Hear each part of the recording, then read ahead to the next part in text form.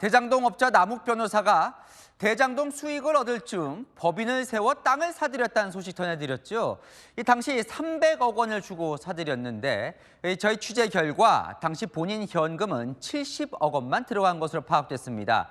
이 당시 대부분은 대출로 마련했었는데 지금 그 땅을 500억 원에 내놨으니 대출 원금과 이자를 빼도 꽤 큰 차익이 예상됩니다. 김지우 기자의 단독 보도입니다. 남욱 변호사가 세운 법인 소유의 서울 강남구 주차장 부지. 최근 500억 원의 매물로 나왔는데 법인이 300억 원을 주고 2021년 사들였습니다. 2021년은 2019년부터 시작된 대장동 개발이익 배당이 끝난 해였습니다. 땅 매입에 실제로 들어간 법인 돈은 현금 약 70억 원. 이 주차장 부지의 담보신탁 계약서에는 지역 농협 7곳에서 총 230억 원을 대출해준 기록이 확인됩니다. 매수자가 300억짜리를 230억을 대출을 받고 나머지 70억에 대해서는 자기가 현금으로 지불했다고 보면 됩니다. 호가대로 500억 원에 팔린다면 대출 원금 230억 원과 법인이 투입한 70억 원을 제하고도 200억 원의 차익을 남길 수 있습니다. 땅이 팔리면 수익금은 신탁사를 통해 받아가야 하는데 검찰은 지금까지 수익 신탁권도 추진 보전에 처분을 막아놨습니다. 한편 남 변호사 법인은 약 48억 원의 대출 연체금과 약 8억 원의 세금 체납분에 대한 정산 압박을 받고 있는 걸로 전해졌습니다. 채널A 뉴스 김지우입니다. 국민의힘은 오늘 이 남욱 변호사가 소유한 서울 강남 청담동 건물 앞으로 몰려갔습니다. 대장동 항소 포기로 업자들이 슈퍼카를 타면서 호의호식하고 있다고요. 김민곤 기자입니다. 이른 아침 국민의힘 의원들이 향한 곳은 서울 청담동의 5층짜리 건물 앞이었습니다. 대장동 사건의 핵심 피고인인 남욱 변호사가 실소유한 것으로 추정되는 건물입니다. 장동혁 대표는 대장동 일당을 수천억 원대 부동산 부자로 만들어준 게 항소 포기의 실체라고 지적했습니다. 항소 포기로 날아간 7,400억 원이면 91만 성남 시민 전체에게 이재명 대통령이 그렇게 좋아하는 소비 쿠폰을 86만 원씩 지급할 수 있는 돈입니다. 남 변호사가 미국에서 호의호식한다는 제보를 받았다며 탄다고 알려진 슈퍼카 종류를 하나하나 호명했습니다.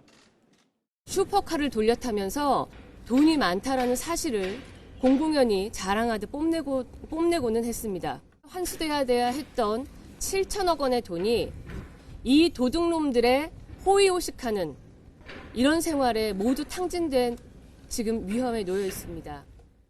대장동 범죄수익 환수 특별법을 발의한 국민의힘은 이 대통령도 민주당도 처리에 협조하라고 압박했습니다. 민주당으로서 이것을 반대한다는 것은 결국은 우리가 이야기하는 것처럼 대통령에게 그 이득이 나눠지는 것 아니냐라는 그런 의혹을 확실히 해주는 것이고. 채널A 뉴스 김민곤입니다. 민주당은 이 대장동 업자 중 한 명인 정영학 회계사의 녹취록이 조작됐다고 주장하면서 이 법무부에 감찰 요구서를 제출했습니다. 검찰이 윗 어르신들이라고 이 회계사 녹취록에서 푼 대목이 녹취록 들어보면 윌의 신도시라고 들린다는 겁니다. 검찰이 몰아갔다는 거죠. 정영학 녹취록, 이게 사실 대장동 사건이 터지게 된 시발점이기도 하거든요. 대장동 1심 재판부는 이 녹취록을 그대로 증거로 채택을 했는데 뒤집을 수 있을까요? 이준성 기자입니다. 더불어민주당이 대장동 사건 재판의 핵심 증거인 정영학 녹취록이 조작됐다고 주장했습니다. 윤석열 정부 검찰이 이재명 당시 민주당 대표를 제거하기 위해 주요 진술을 날조했다는 겁니다. 증거와 진술이 왜곡, 조작된 사실도 확인했고 이재명 대통령 사건이 정치적 의도가 짙은 억지 조작 기소였다는 점을.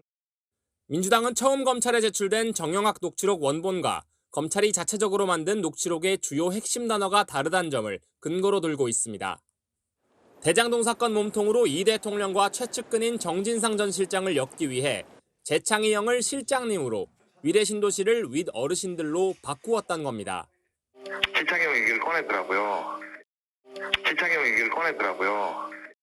할 문제로 위르신들이 너 결정한 대로 다 해줄 테니까. 민주당 관계자는 정영학 녹취록은 대장동 사건의 시발점이라며 녹취록의 신빙성이 깨지면 수사는 뿌리부터 흔들리는 것이라고 했습니다. 최근 남욱 변호사 등 관계자 재판 진술이 바뀌고 있는 만큼 검찰의 조작 수사 주장을 더 밀어붙일 계획입니다. 하지만 지난달 대장동 1심 재판부는 정영학이 검찰에 제출한 녹음 파일은 원본 녹음 파일과 동일성, 무결성이 인정된다며 녹취록의 조작 가능성은 없다고 봤습니다. 민주당은 법무부에 당시 수사팀에 대한 감찰 요구서를 제출했습니다. 채널A 뉴스 이준성입니다. 성남시가 정성호 법무부 장관을 비롯해 이 대장동 항소 포기 결정에 관여한 걸로 지목된 이른바 이 항소 포기 4인방을 직권남용과 직무유기로 공수처에 고발했습니다. 이 범죄 수익을 환수할 시민 권리에 대한 조직적 방해 수사해야 한다는 겁니다. 오세정 기자입니다. 신상진 성남시장이 고위공직자 범죄수사처에 고발장을 들고 들어섭니다. 고발 대상은 이른바 항소 포기 4인방.